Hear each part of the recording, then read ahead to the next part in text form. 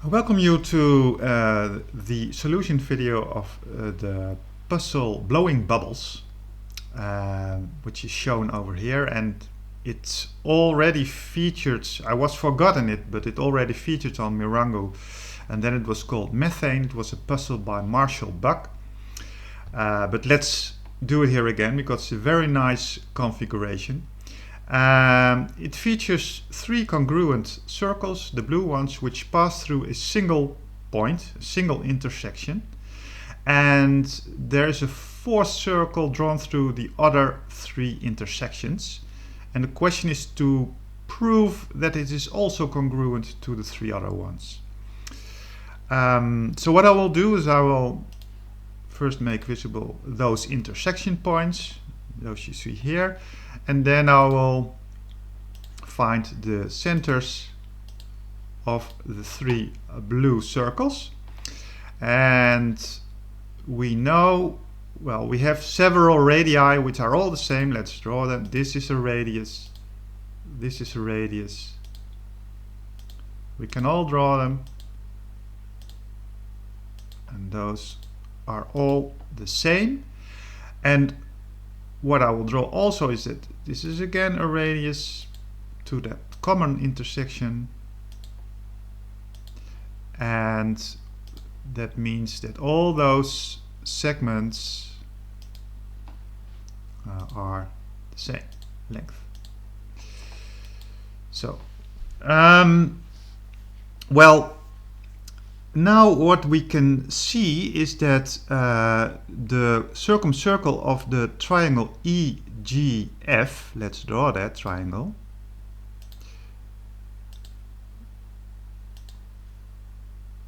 it has, you can see that it has the same radius. Let's call that radius R. So this, you can draw the circumcircle and it will have the radius R, which is the same as the blue ones.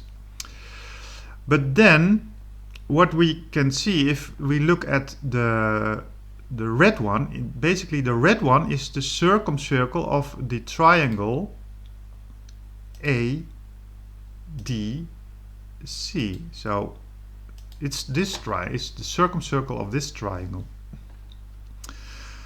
Well, you can compare sides of those two triangles. What you see, for instance, is that if you look at this side, GF, because this is, we have here a rhombus, which means four equal sides, which implies that the rhombus is that the opposing sides are parallel and the same length.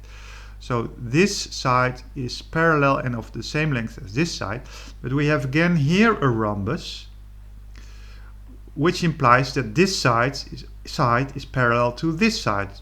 So we know then, combining those two, that this side is parallel and of equal length to this side. But that means that we have here a parallelogram, which implies that this triangle side, GF, is parallel and of the same length as this side. So we can apply the same trick to the other two sides of that triangle. So we find that those two triangles, they have the same sides, and that means that they are congruent.